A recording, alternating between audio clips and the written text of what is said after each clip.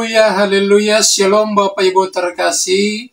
Saya mengucapkan salam sejahtera buat kita semua. Dan pada kesempatan ini, saya sangat berharap Bapak Ibu semua ya diberkati Tuhan, Bapak Ibu semua ya tetap sehat walafiat, baik jasmani maupun rohani. Dan kita terus menikmati penyertaan Tuhan serta perlindungan Tuhan di dalam kehidupan kita masing-masing. Nah, puji Tuhan, Bapak Ibu yang saya kasih dalam Kristus Yesus, pada kesempatan ini saya akan men-share sebuah kebenaran firman yang tentunya mendatangkan berkat, bahkan mendatangkan inspirasi yang baru bagi kita sekalian. Itu sebabnya saya mengajak kita bersama-sama kita membaca dalam kitab Markus pasal yang ke-10 ayat yang ke-46 sampai dengan 52. Demikian bunyi firman Tuhan. Lalu tibalah Yesus dan murid-muridnya di Yerikho, dan ketika Yesus keluar dari Yerikho bersama-sama dengan murid-muridnya dan orang banyak yang berbondong-bondong, ada seorang pengemis yang buta bernama Bartimeus, anak Timeus, duduk di pinggir jalan. Ketika didengarnya bahwa itu adalah Yesus orang Nazaret, mulailah ia berseru, "Yesus anak Daud, kasihanilah aku." Banyak orang menegurnya supaya ia diam, namun semakin keras ia berseru, "Anak Daud, kasihanilah aku." Lalu Yesus berhenti dan berkata, "Panggillah dia." Mereka memanggil orang buta itu dan berkata kepadanya, "Kuatkan hatimu, berdirilah, ia memanggil engkau." Lalu ia menanggalkan jubahnya, lalu segera berdiri dan pergi mendapatkan Yesus. Tanya Yesus kepadanya, "Apa yang kau kehendaki supaya aku perbuat bagimu?" Jawab orang buta itu, "Rabuni, supaya aku dapat melihat." Lalu kata Yesus kepadanya, "Pergilah, imanmu telah menyelamatkan engkau." Pada saat itu juga melihatlah ia. Lalu ia mengikuti Yesus dalam perjalanannya. Saudara, kisah ini sudah seringkali kita dengar, ya bahkan mungkin di kalangan hamba-hamba Tuhan juga mungkin sudah pernah mengkhotbahkan ini. Namun saya percaya bahwa setiap hamba Tuhan diberikan karunia untuk membuka rahasia firman yang berbeda-beda. Untuk itu mari kita simak Bapak Ibu bacaan ini. Ya, kisah ini ya menceritakan tentang Bartimeus adalah seorang yang buta. Tidak dijelaskan dia buta sejak lahir, ya, tapi firman Tuhan berkata bahwa Bartimeus adalah ya orang yang buta. Saudara-saudara, kalau kita simak pembacaan tadi, maka ya dalam bacaan ini mengandung sebuah rahasia yang besar, ya mengandung sebuah rahasia yang sangat dalam yang harus kita ketahui bersama-sama. Saudara-saudara, ada 3 hal yang terdapat di dalam diri Bartimeus. Ya, yang pertama adalah dia mengalami kebutaan. Kemudian yang kedua adalah dia duduk di pinggir jalan. Dan kemudian yang ketiga, Bartimeus adalah seorang pengemis. Saudara-saudara, buta ini berbicara tentang pandangan yang terbatas. Jadi tidak mampu, tidak sanggup melihat ke depan karena pandangannya terbatas. Dan kemudian yang kedua, duduk di pinggir jalan. Artinya, ya tidak berada pada jalan yang tepat. Tidak berada pada rel kebenaran atau pengajaran yang benar. Ya, tapi berada di pinggir jalan, Bapak Ibu. Dan kemudian yang ketiga adalah pengemis. Karakter pengemis ini adalah yang merupakan sebuah karakter atau suatu karakter yang sangat tidak disukai oleh banyak orang. Karakter pengemis ini adalah merupakan sebuah karakter yang sangat dibenci oleh kebanyakan manusia yang ada di bawah kolong langit ini. Nah, saudara-saudara yang diberkati Tuhan, 3 hal ini ada dalam diri Bartimeus. Kita akan mengupas secara lebih dalam lagi, saudara. Nah, kita lihat secara garis besar, penyakit itu terbagi dalam 3 bahagian. Ya, bagian yang pertama adalah penyakit yang benar-benar diizinkan oleh Tuhan terjadi dalam kehidupan seseorang. Ya, contohnya seperti Ayub. Dia adalah seorang yang saleh. Dia adalah seorang yang jujur. Dia seorang yang takut akan Tuhan. Tapi diizinkan oleh Tuhan untuk mengalami penyakit dalam kehidupannya sebagai sebuah proses dalam kehidupannya. Untuk apa? Ya, karena Tuhan punya tujuan supaya dia mengalami sebuah kedekatan atau keintiman yang lebih lagi dengan pribadi Tuhan. Saudara-saudara, dan kemudian yang kedua adalah jenis penyakit yang kedua adalah penyakit yang benar-benar penyakit. Nah, penyakit yang benar-benar penyakit ini bisa disembuhkan oleh dokter atau para medis, ya. Disembuhkan oleh dokter-dokter yang dari dunia ini, saudara. Itu penyakit yang benar-benar penyakit. Makanya firman Tuhan berkata, apa yang bisa dilakukan oleh manusia, manusia perbuatlah. Namun kalau manusia sudah tidak bisa perbuat, baru Tuhan akan melakukannya menggantikan manusia. Ya, saudara-saudara, itu bagian yang kedua. Dan kemudian bagian yang ketiga adalah penyakit yang ditularkan oleh setan. Penyakit yang ditularkan oleh setan atau kuasa kegelapan ini tidak bisa disembuhkan dengan cara apapun. Dokter-dokter atau para medis dari dunia ini tidak bisa menemukan, bahkan tidak bisa menyembuhkan penyakit yang ditularkan oleh setan, atau oleh iblis itu sendiri. Tidak bisa. Kenapa? Karena ini penyakit yang ditularkan oleh setan ini, ini bentuknya seperti roh, bentuknya itu tidak bisa dilihat, tidak bisa disembuhkan, tidak bisa dideteksi oleh dokter-dokter di dunia ini. Kalau demikian, penyakit yang ditularkan oleh setan ini, kira-kira siapa yang bisa menyembuhkannya? Saya mau katakan, saudara, penyakit yang ditularkan oleh setan ini hanya bisa disembuhkan oleh pribadi, satu nama di atas segala nama, yaitu Tuhan Yesus Kristus, yang adalah dokter di atas segala dokter dan tabib di atas segala tabib. Makanya kita melihat, Bapak Ibu, ketika orang berdoa di dalam nama Tuhan Yesus Kristus atau demi nama Yesus Kristus, maka terjadi kelepasan, terjadi kesembuhan, terjadi kebebasan bagi setiap orang yang terikat oleh kuasa kegelapan atau kuasa penyakit itu sendiri. Nah, saudara-saudara yang diberkati Tuhan, kita lihat bahwa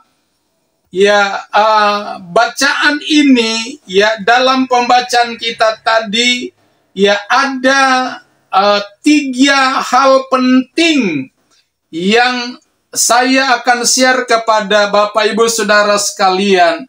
Yang pertama, saudara, penyebab dari kebutaan. Ada 3 faktor yang membuat seseorang menjadi buta. Yang saya maksudkan di sini bukan buta secara jasmani atau secara lahiriah, tapi yang saya lebih cenderung atau saya bicarakan di sini, saya share di sini adalah ya penyakit kebutaan secara rohani. Ya, kebutaan secara rohani ini bisa menyerang siapa saja. Tidak mengenal posisi kita apa, tidak mengenal jabatan kita apa, tidak mengenal ya faktor kedudukan kita tinggi atau rendah, tidak, tapi ya dia bisa saja menyerang kehidupan siapapun yang tidak menjaga persekutuan hidupnya dengan pribadi Bapa melalui firman pengajaran yang kuat dan benar dalam hidupnya.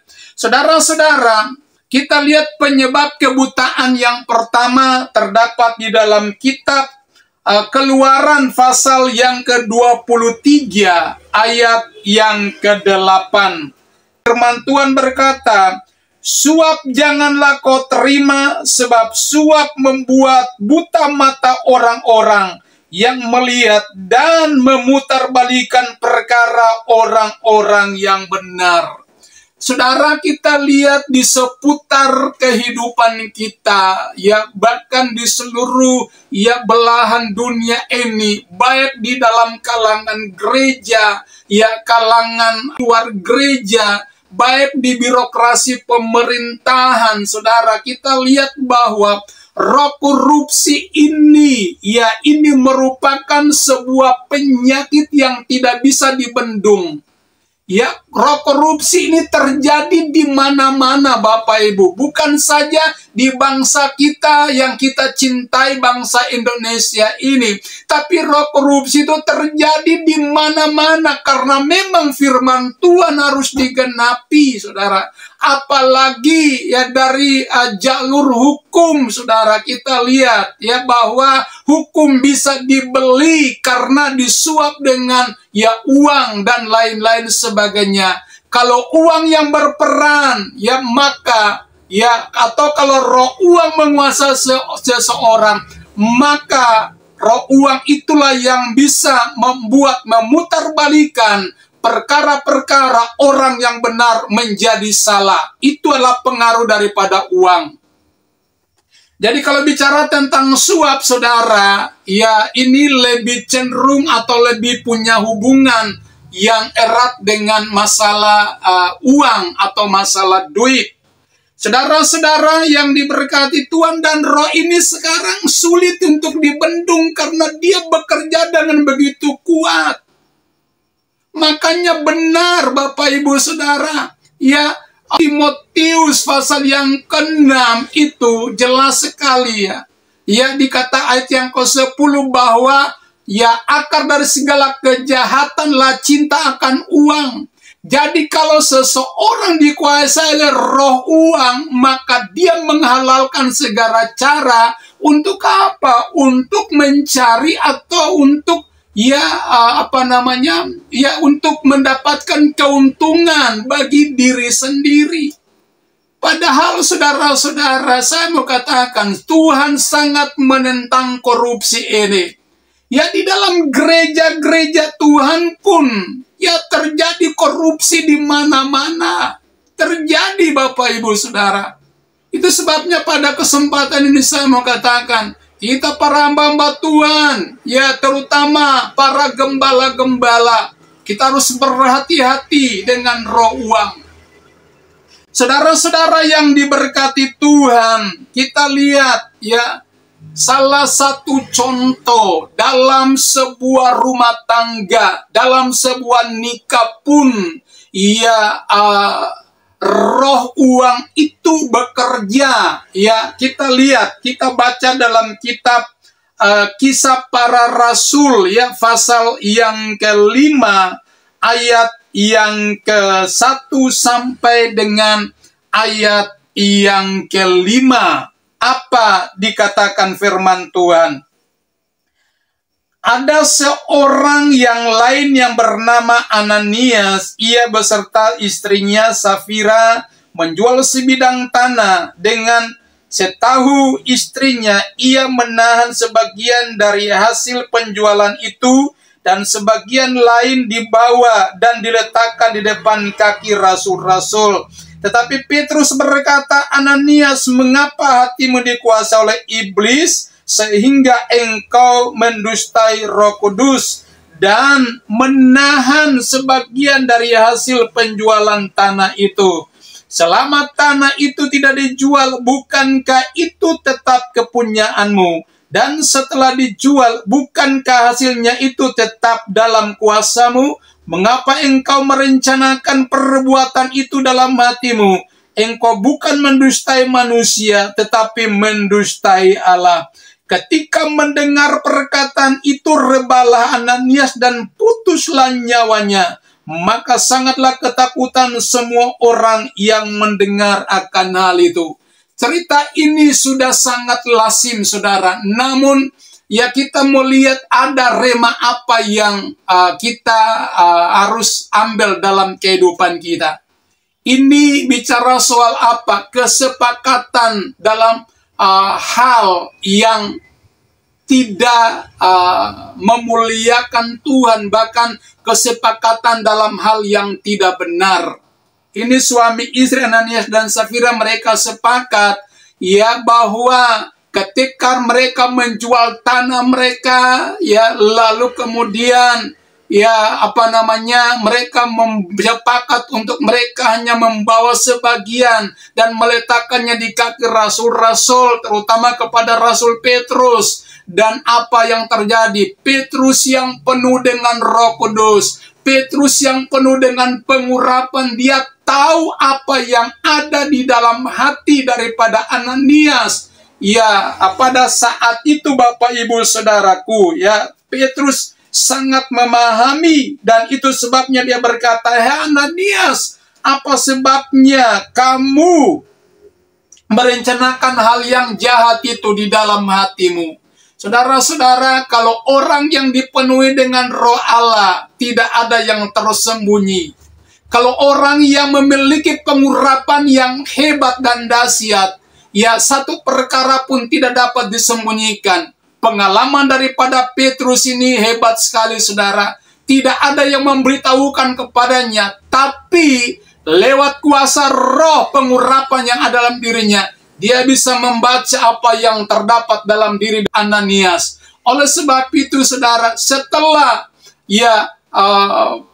Petrus, rasul yang dipakai Tuhan ini, dia menyelesaikan ucapannya, dia mengakhiri ucapannya, maka rebalah Ananias. Bukan saja reba pingsan, saudara, tapi nyawanya langsung tidak tertolong. Lalu beberapa jam, 3 jam kemudian istrinya datang lagi. Dan ketika dia berhadapan dengan Petrus yang penuh dengan pengurapan, apa terjadi Bapak Ibu Saudara? Ya, dia bertanya kepada wanita ini atau istri daripada Ananias. Dan dia menjawab hal yang sama, ya itu adalah hasil daripada penjualan tanah kami. Dan kami bawa letakkan di kaki rasul-rasul. Saudara-saudara, tidak lama berselang, saudara, karena ada kesepakatan yang jahat, ya, itu sebabnya dua-duanya harus mengalami kematian, putus nyawa mereka pada saat itu. Mereka diusung keluar secara bersama-sama. Saudara-saudara, kita lihat bahwa roh korupsi ini memang bukan saja di kalangan pemerintahan atau di kalangan luar, saudara, dunia sekuler, tapi ada juga di dalam kalangan pelayanan, pekerjaan Tuhan, bahkan di dalam rumah tangga atau nikah-nikah orang-orang percaya. Nah, puji Tuhan. Kemudian bagian yang kedua, penyebab daripada kebutaan, ya kita lihat di dalam kitab Wahyu pasal yang ketiga, ini bicara tentang jemaat Laodikia. Laodikia artinya suam-suam kuku atau acu tak acu. Saudara, apa yang ditunjukkan, ditonjolkan oleh orang-orang Laodikia ini? Apa yang ditonjolkan oleh orang-orang ini, saudara? Mereka berkata bahwa kami adalah orang-orang yang kaya, kami tidak punya kekurangan. Artinya, Faktor kebutaan yang kedua, kalau orang yang tidak mengakui kelemahan dan kekurangannya, maka dia adalah orang yang buta dan telanjang di hadapan hadirat Tuhan. Ayat yang ke-17, kitab Wahyu, pasal yang ketiga, ayat yang ke-17, demikian firman Tuhan. Dikatakan bahwa karena engkau berkata, aku kaya dan aku telah memperkayakan diriku, dan aku tidak kekurangan apa-apa, dan karena engkau tidak tahu bahwa engkau melarat dan malang, miskin, buta, dan telanjang. Ini mengalami kebutaan secara rohani, saudara. Dari sisi finansial mereka hebat, mereka orang-orang yang kaya. Jadi yang menjadi penyebab mereka sombong adalah karena kain wol mereka, kain wol dari Laodikia ini merupakan sebuah kota metropolitan. Kain wol mereka tuh memiliki kualitas terbaik di dunia, lebih daripada kain wol di Australia, saudara. Ya, itulah sebabnya dia membuat mereka menjadi angkuh dan sombong. Tapi dengarkan baik-baik, bahwa kaya secara materi itu boleh, tapi kalau di luar Tuhan itu berbahaya, saudara. Kaya secara materi bukan menjadi ukuran untuk kita bisa dicelikan dan mengerti tentang rencana Allah. Tidak. Tapi yang menjadi ukuran atau standar adalah ketika kita diperkaya oleh kebenaran firman Allah. Ketika kita diperkaya oleh perkara-perkara yang berhubungan dengan kepentingan kerajaan Allah, itu yang disebut kaya di hadapan Tuhan. Dan itu kita tidak buta. Saudara, orang-orang Laodikia ini, dia merasa nggak punya kekurangan, tapi di hadapan Tuhan ketika Tuhan mengoreksi kehidupan mereka dan kedapatan mereka, ini adalah orang-orang yang buta, miskin, kemudian telanjang di hadapan Tuhan. Kemudian penyebab kebutaan yang ketiga, dalam 2 Petrus pasal yang pertama ayat 5-9, kita bacakan ini. Justru karena ini kamu harus dengan sungguh-sungguh berusaha untuk menambahkan kepada imanmu kebajikan, dan kepada kebajikan pengetahuan, dan kepada pengetahuan penguasaan diri, kepada penguasaan diri ketekunan, dan kepada ketekunan kesalehan, dan kepada kesalehan kasih akan saudara-saudara, dan kepada kasih akan saudara-saudara kasih akan semua orang. Sebab apabila semuanya itu ada padamu dengan berlimpah-limpah, artinya tidak kurang, berlimpah-limpah, kamu akan dibuatnya menjadi giat dan berhasil dalam pengenalanmu akan Yesus Kristus Tuhan kita. Ayat 9, tetapi barang siapa tidak memiliki semuanya itu, ia menjadi buta picik karena ia lupa bahwa dosa-dosanya yang dahulu telah dihapuskan. Saudara, jadi jelas dikatakan kalau orang yang tidak memiliki iman, tidak memiliki kasih, tidak memiliki pengharapan, ini adalah orang-orang yang buta dan picik di hadapan Tuhan.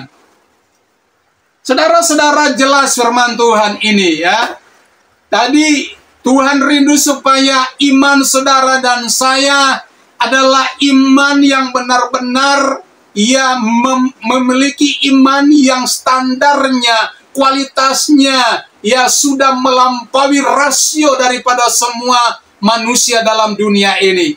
Ini iman yang benar, iman yang dewasa. Iman yang benarlah iman yang bertumbuh kepada keselamatan jiwanya, bukan kepada hal-hal materi. Kita lihat solusi yang Tuhan tawarkan di sini ada 2. Dalam bacaan tadi Markus pasal 10 ayat 50. Tuhan berkata bahwa ketika Bartimeus dipanggil oleh Tuhan, dia berkata bahwa firman Tuhan berkata dia tinggalkan jubahnya. Jubah ini tidak harus dipakai, tidak boleh dipakai. Kalau mau kita dicelikan oleh Tuhan, kalau kita mau supaya mata rohani kita dibukakan oleh Tuhan, jubah ini tidak boleh dipakai karena menjadi penghalang untuk kita bisa melihat perkara-perkara yang besar dari Tuhan, ya, melihat pengajaran firman yang hebat itu. Saudara-saudara, dan kemudian yang kedua adalah kita harus membeli minyak urapan dari Tuhan. Artinya untuk, ya, kita mengalami kesembuhan, maka hal yang kedua adalah, ya, kita harus bayar dengan harga. Bartimeus bayar dengan harga. Bartimeus, waktu Tuhan berkata, apa yang engkau mau aku perbuat kepadamu? Bartimeus berkata, Rabuni, supaya aku bisa melihat. Kalau Bartimeus menyebut Yesus sebagai guru atau Rabuni, berarti ini membutuhkan pengajaran yang kuat, pengajaran yang dewasa untuk mencelikan mata daripada Bartimeus. Alkitab berkata ketika dia dicelikan, maka pada saat itu juga dia tidak menunggu besok dan lusa. Saat itu juga dia mengambil keputusan, tinggalkan semuanya, dan dia mengikuti Yesus dalam perjalanannya, saudara. Ini luar biasa. Biarlah Bartimeus ini menjadi pengalaman, ya, yang baik buat kehidupan kita, supaya kita harus belajar. Orang yang tidak punya iman, pengharapan, dan kasih, maka dia benar-benar buta di hadapan Tuhan. Jadi jelas sekali, saudara-saudara, ya, kita harus membeli akan emas atau membeli minyak itu dari Tuhan. Saudara, beli minyak ada harga yang harus dibayar. Untuk membeli, saudara, supaya kita dicelikan, harus kita bayar dengan apa? Bayar dengan meninggalkan jubah kehidupan kita, jubah yang lama, jubah yang tidak benar, tinggalkan dari hidup kita, supaya kita terus dicelikan untuk bisa melihat perkara-perkara yang hebat dari Tuhan atas kehidupan kita. Amin buat firman Tuhan, dan Tuhan Yesus memberkati kita sekalian. Shalom.